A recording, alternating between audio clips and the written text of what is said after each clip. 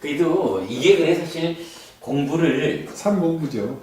예 우리가 그래도 뭐 어려움에도 불구하고 그 계속 이렇게 경전 공부를 해나가니까 우리가 지금 이렇게 대화하는 것이 교학적으로 어려운 이런 얘기를 하는 건 아니지만 사실은 교학적인 뒷받침에 의해서 이런 대화가 되는 거잖아요. 그러죠. 교학이 그러니까 경전이 뒷받침해주지 않으면 아마 우리가 오늘 나눈 주제에서 결론이 전혀 다르게 그렇죠. 났을 거라고요. 그러죠.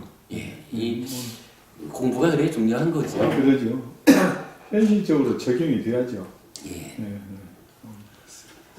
그래 이제 좀 전에 말씀드렸지만은 이제 불교와 젠더 포럼 네. 그 이야기를 이제 카페에 정리해 놨고요. 그저께 대구법회에서 그 부분을 가지고 조금 길게 1시간 한 반 되든가 결국은 이제 불교 안에서의 여성에 대한 이해 그것이 그 이해라고 하는 측면에서 보니까 가르침이라는 것은 본질적인 측면에서 설해진 가르침이 있는가 하면 현상적인 현상적인 데 대한 가르침도 있구나라는 요 부분 그거를 짚어본 거가 의미가 있었어요. 근데 마침 또 이제 대구법회에 참석하는 법우님이 그때 질문하시기를 우리 이제 진제와 속제라는 표현을 하잖아요. 진제 속제. 네. 예, 그 진제 속제 이야기를 딱 질문하시길래 제가 사실 대승에서 지금 말하는 진제 속제 그 의미를 내 잘도 모르겠고 의미는 좀 다르다 할 수 있겠지만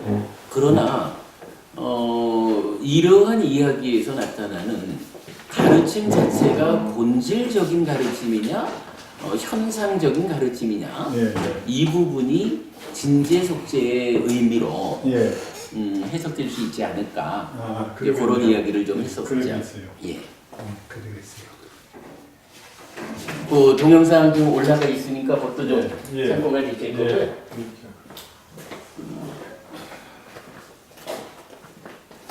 본질 현상. 진제와 속제.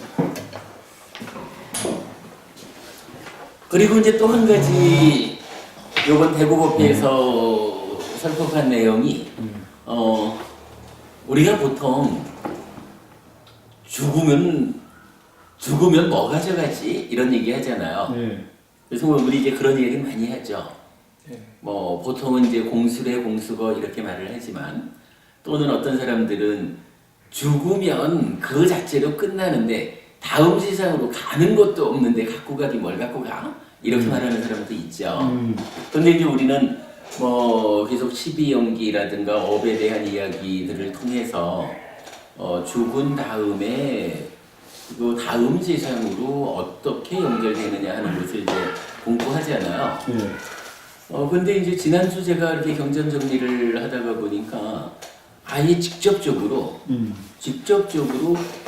죽는 그때에 죽었을 때 무엇이 그대의 것이고 무엇을 가지고 가느냐라는 구체적으로 요 질문이 나타나더라고요. 그 경이 있어요? 예. 그리고 이제 거기에 대해서 부처님이 답변해 주시는. 근데 그 이제 개성으로 동일한 개성이 세 개의 경전에서 반복되는 것을 보았는데 한 경전에서는 결국은 이제 공덕과 제악이라고 하는 요 두 가지가 죽었을 때 그대의 것이고 그것을 가지고 다음 생으로 간다 이렇게 말해주고 반복되는 개성이라는 것은 이제 그것이 다음 세상에서의 그대의 삶이다. 그대를 구성하는 것이다 이렇게 나타나요. 이제 우리가 이제 요 행위가 오염되면 식이 머물고 머문 식이 쌓이고 죽으면은 명색은 몸은 버려지고요 마음인 식만 넘어가는 다음 세상으로 이런 윤회의 메커니즘을 우리는 이제 설명하고 있잖아요. 그거와 같은 개념이죠. 그러니까 공덕과 제약이라는 요것이 죽을 때는 요것이 그대의 것이고 요것이 그대를 따라서 간다. 그것이 다음 생에서 그대의 존재를 구성하는 것이다. 이렇게 이제 개성으로 읊어주거든요. 그러니까 이건 뭐 우리가 말하는 이제 그런 시계 머문 이 측면에서 이해할 수 있는 거죠. 그런데 두 번째 경전은 요 공덕과 제악이라고 하는 거와는 다르게 몸과 말과 만호의 행위 요걸로 나타나요. 뭐 사실은 뭐 같은 내용이죠. 몸과 말과 만으로 어떻게 행위하느냐에 따라서 공덕이 생겨나느냐, 그 업장, 제악 이렇게 이제 표현되는 뭐 그거니까 뭐 맥락으로는 같은 거고. 세 번째 경전은 또 같은 이야기를 제각기 자기가 업을 지은 바에 따라서 이렇게 표현을 해요. 그렇게 이제 세 개의 경전이 요 같은 주제를 직접 설하는 것을 제가 보고 우리 카페에 제목을 그렇게 글을 썼죠. 죽음, 그때 그는 무엇을 가지고 가는가. 요 제목으로 요 경전 세 개 함께 모아서 올려놨거든요. 뭐 거기에 제가 이건 그렇게 썼어요. 우리가 이런 그 마음의 메커니즘, 12연기 이런 교학적으로 상세하게 공부하는 거 윤회의 메커니즘 이렇게 알려져 있다라고 해서 동영상 2개 연결해 놓고 그러나 요거를 그냥 직접적으로 답해주는 경전들 그래서 3개 이렇게 모아서 글을 만들어 놨거든요. 그러니까 카페에서 오고 참고하시고 그러면서 이제 거기에 또 연결되는 게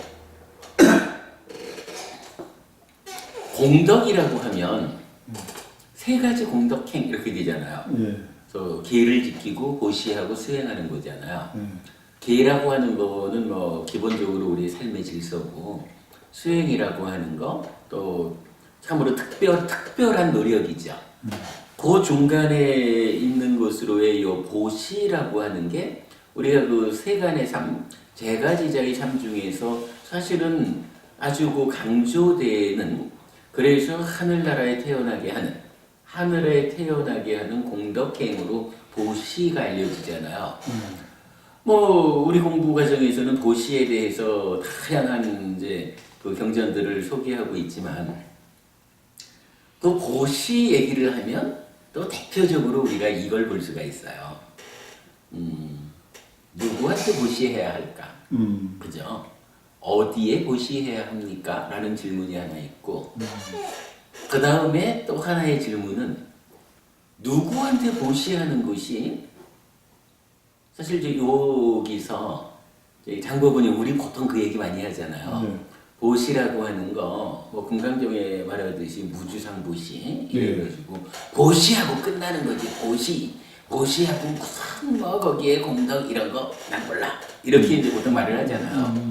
그렇지만 사실은 보시는 그 자체가 공덕행위라 공덕이 되는 행위거든요. 그렇다면 동일한 행위, 일정한 공덕, 그러니까 보시 행위를 통해 가지고 얼마만한 공덕을 만들어낼 것이냐. 동일한 보시행을 통해서 100이라고 하는 공덕을 만들 것이냐, 1000이라고 하는 공덕을 만들 것이냐. 대구법회에서 그 얘기하면서 물어봤는데, 성법원님, 그 법원님 같으면 어떡하겠어요? 동일한 보시를 했는데 이 보시를 통해서 100의 공덕이 생겨나는 경우하고 1000의 공덕이 생겨나고 10,000의 공덕이 생겨나는 이 경우하고 법원님 같으면 어디에 보시하겠어요? 단순히 생각해서 당연히 공덕이 쌓이는 쪽으로 더 많이 쌓이는 쪽으로 보시하고 싶은 그러겠죠? 대구법회에서도 법원님은 어디 하실래요? 했더니 1000짜리 만짜리요. 그래서 바보는 아니시네. 사실 당연한 거잖아요. 그 당연한 데 대해서 사실은 어쩌면 무주상보시라고 하는 어떤 길안내 때문에 한국의 많은 불자들은 내가 지금 보시행 공덕 쌓는 일을 하면서도 사실은 이 공덕 쌓는 일에 어떠한 뒷일을 못 보게 되어버렸어요. 그래가지고 지금 송부부님 답변하셨듯이 우리가 요만큼이라도 현명하다, 요만큼이라도 지혜가 있다면 당연히 내가 동일한 행위를 통해서 100을 만드는 것보다는 1000을 만들고 만을 만드는 그쪽의 행위를 해야 되잖아요. 근데 그런 게 뭔 상관이 있어? 라고 접어버리고 있다고. 바로 이제 그 질문, 그러니까 경전에서 그러니까 어디에 보시해야 합니까?에 이어가지고 그 어디에 보시할 때 보시의 결실이 큽니까? 라는 질문을 하는 경전이 있는 거예요. 꼬살라북의 마하나마 아니지 빠세나디 왕이 이제 부처님한테 그렇게 물어요. 부처님, 어디에 보시해야 합니까? 하니까 부처님 답변이 그대가 청정한 믿음을 가지는 곳에 그대가 청정한 믿음을 일으키는 그 사람에게 보시하십시오. 이렇게 말해요. 무슨 얘기냐 하면 이분은 훌륭한 분이다. 나는 참으로 이분의 삶에 공감한다. 이분을 위해서 내가 보시하자.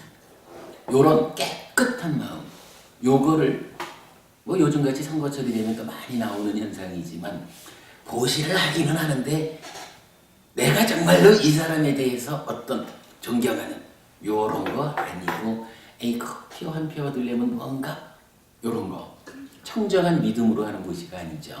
물론 보시는 이렇게 그 스승되는 분한테만 하는 것은 아니니까 또 한 측면에서는 어려움을 겪고 있는 다른 사람들, 다른 생명들에 대해서도 참으로 이러한 보시를 통해서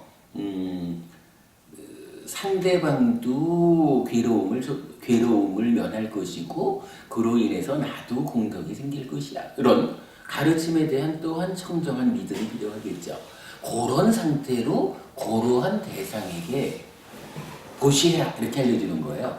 물론 이제 경전은 그 중에 이제 앞에 경우 그러니까 어떤 분에게 보시할까요? 그때 그대가 청정한 믿음을 갖는 자에게 보시하라 이렇게 알려줘요.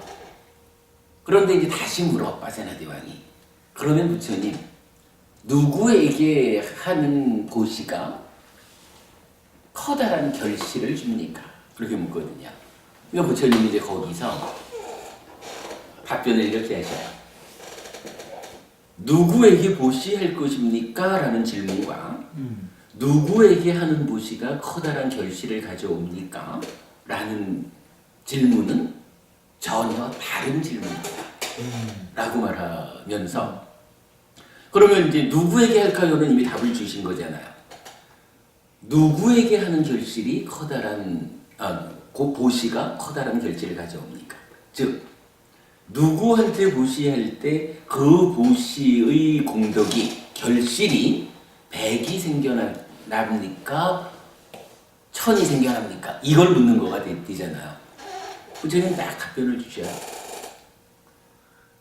5가지를 버린 자에게 보시하십시오.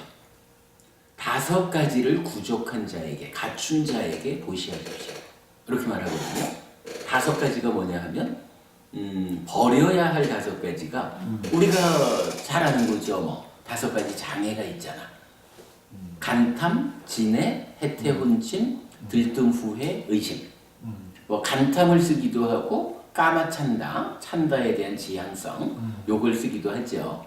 그러나 어쨌든 요 5가지 장애라는 게 뭐냐 하면 대표적으로 경전은 이렇게 말하죠.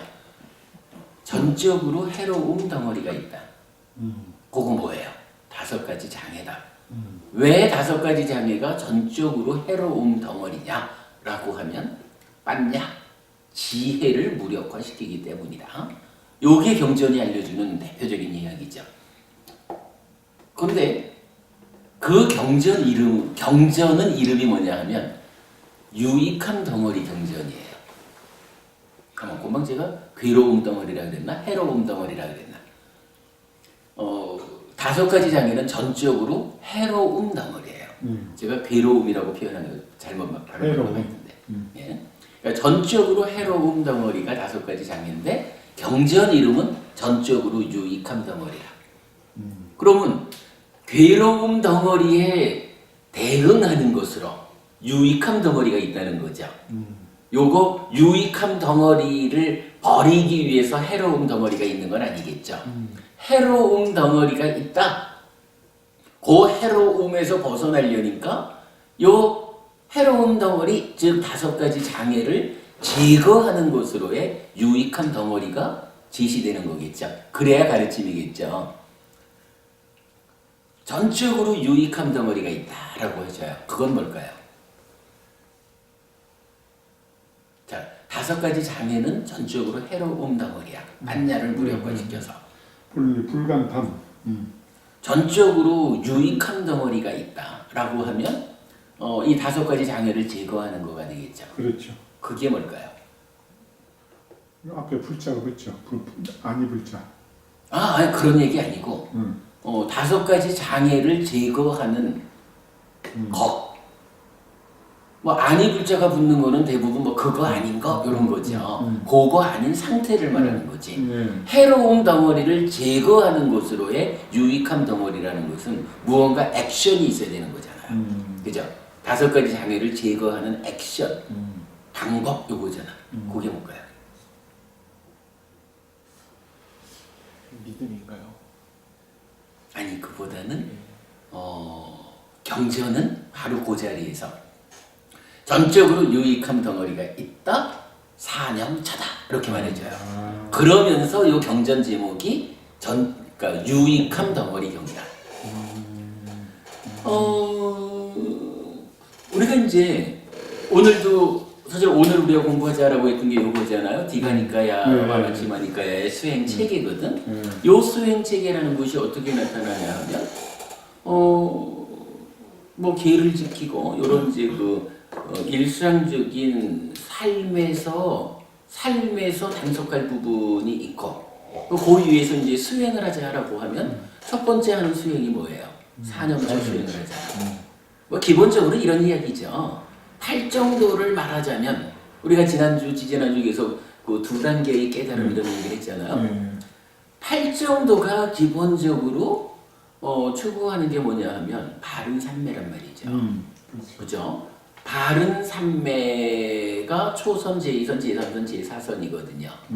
요 바른 삼매에 들어야 여실직견으로 연결이 되면서 사마타 윗바사나 해가지고 고멸로 나가잖아. 아라한을 성취하는 삶의 문제가 해결되잖아요. 그런데 문제는 요 바른 삼매라는 것이 내가 지금부터 바른 삼매에 들겠다. 그래서 여실직견하겠다. 이래서 되는 건 아니잖아요.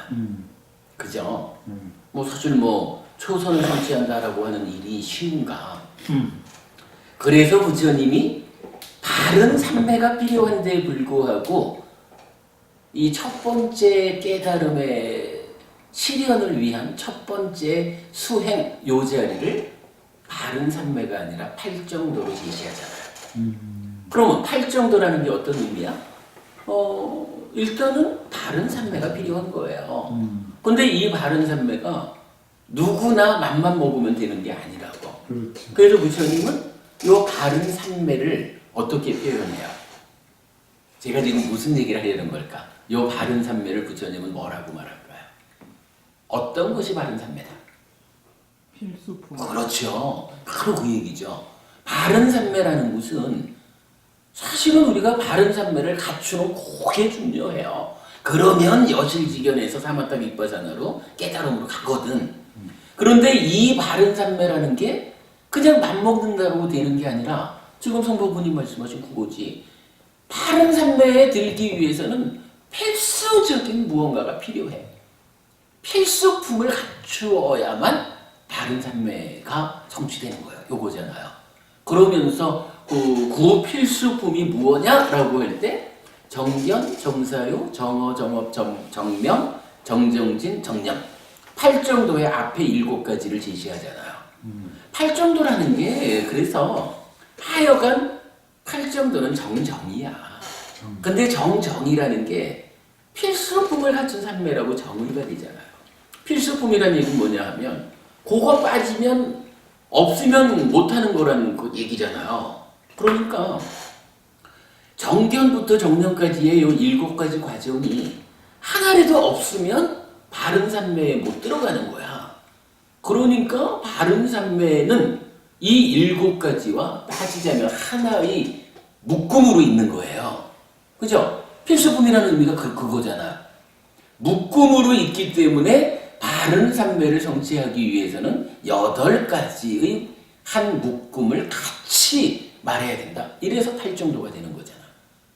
그리고 요 필수품인 7가지를 요 7가지의 필수적인 과정을 가지고 어떠한 것이 만들어지는 것이냐 라고 하면 물론 필수품으로 결과되는 게 바른 산매죠.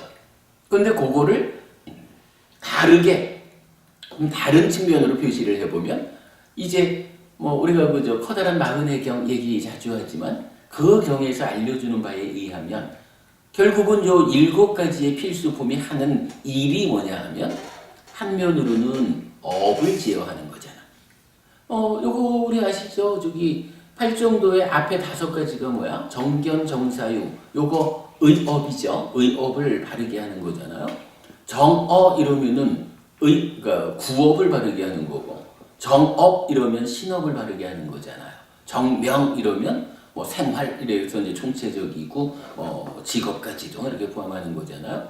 그러면 요 5가지가 결국은 뭐냐 하면 신구의 3업이라고 불리는, 확장해서 우리가 10업, 10악업, 10선업 이렇게 말하는 요 업이거든요. 요러한 업을 정정진과 정염으로, 또 이제 커다란 마흔의 경우에서는 이제 선행하는 정견 이렇게까지 나오는 부분 설명했죠. 그래서 선행하는 정견과 정정진 그리고 정염이라고 하는 3가지의 지분을 가지고 업을 제어하는 역할을 하는 게 팔정도의 앞에 이 필수품 7가지가 하는 일이라. 근데 요거 선행하는 정견과 정정진과 정염이라는 요 3가지를 따지고 보면 우리가 이제 정염, 바른 산매라고 하는 것은 또 이게 사념처라고 정의가 되어 있잖아요, 근근에서. 근데 사념처 수행은 사실 수행의 기법은 어떻게 알려져요? 우리가 사념처 하면은 신수신법. 예. 근데 그 신수신법에 대한 경전 내용이 이렇게 나오잖아요. 까예 까야누빠시 위하라띠. 그러니까 우선 몸에 대한 이야기로 보면 몸에서 몸을 놓치지 않고 관찰하며 머문다. 요거 무조건 사념처 수행은, 불교 수행은 하나의 대상을 놓치지 않고 관찰하는, 대상 바꿔가면서 하는 거 아니라는 거예요. 하나의 대상을 놓치지 않고 붙잡고서 관찰하는 요 상태에서, 그렇죠? 성보부님을 제가 성보부님이 누굴까? 라고 바르게 알으려면 성보부님을 딱 보는 상태에서 이렇게 집중하는 가운데 그러니까 집중하는 요 상태가 유지되어야 성보부님을 좀 더 자세히 알 수가 있는 거잖아요. 그러다 보면 지혜가 올라가면 성보부님의 그 육체적인 면만 보는 데를 넘어서 가지고 성보부님의 마음도 타심통 이래서 읽을 수도 있는 거죠. 이렇게 성보부님을 잘 알려면 성보부님 보다가 싹 돌려가지고 장보부님 보다가 또 돌아와서 성보부님 보다가 장보부님 보다가 이렇게 하면 겉으로 보이는 이렇게 생긴 분 요렇게는 알 수가 있지만 성보부님을 잘 아는 일은 못하잖아요.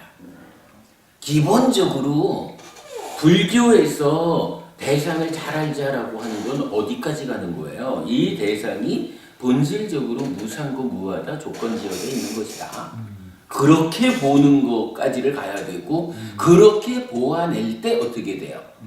성보부님을 여실직연 무상고 무하로 보아낼 수 있어야 이제 성보부님에 대한 집착, 성보부님에 대한 탐진치라는 것을 소멸하고 성보부님 때문에 괴로움을 만들지 않는 이러한 해탈한 삶, 실현되는 거잖아. 그러니까 깨달음으로 가는 불교가 제시하는 이 수행은 기본적으로 전제되는 것이 까예 까야누빠시 위하르띠 신수실법이라는 네 가지 대상에 대해서 놓치지 않고 관찰하며 머문다. 요거거든요. 요거는 하여간 수행의 대전제야. 우리가 오늘 뭐 되게 좀 주제가 이렇게 가버리고 있지만 우리가 옛날에 공부한 거로 그래서 제가 그렇게 말하는 거예요. 불교에서 전제하는 것이 두 가지가 있다.